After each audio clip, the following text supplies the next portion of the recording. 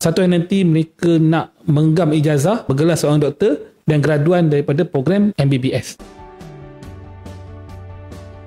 Bidang perubatan ni memang dari dulu lagi mendapat permintaan yang tinggi di kalangan pelajar. Bidang perubatan ni sebenarnya dia memerlukan passion atau minat yang mendalam. Mungkin hal ini diterapkan oleh ibu bapa sejak daripada kecil lagi tentang berkhidmat, nak membantu masyarakat, atau dari kecil lagi pelajar tu sendiri dah ada minat, mungkin disebabkan oleh kenalan, sahabat atau saudara mara yang bekerja dalam bidang perubatan. Bidang perubatan bukan semudah yang disangka. Dia adalah satu bidang yang sangat mencabar. Cabaran akademik, cabaran untuk mendapatkan tempat tu memang susah untuk pelajar dapat tempat dalam Malaysia. Jadi ramai pelajar-pelajar yang masih lagi cemerlang tak dapat tempat dalam Malaysia. Masih lagi ada di sudut hati mereka tu semangat atau minat untuk melanjutkan pelajaran juga. Kami di sini menawarkan pelajar-pelajar untuk belajar terutamanya dalam bidang perubatan lah, program Bachelor of Medicine and Bachelor of Surgery. Mesti yang kita tawarkan hanya di Bangladesh saja yang menawarkan program MBBS. Bidang perubatan MBBS ni jadi satu impian untuk pelajar-pelajar daripada kecil, pelajar-pelajar cemerlang yang satu yang nanti mereka nak menggenggam ijazah bergelar seorang doktor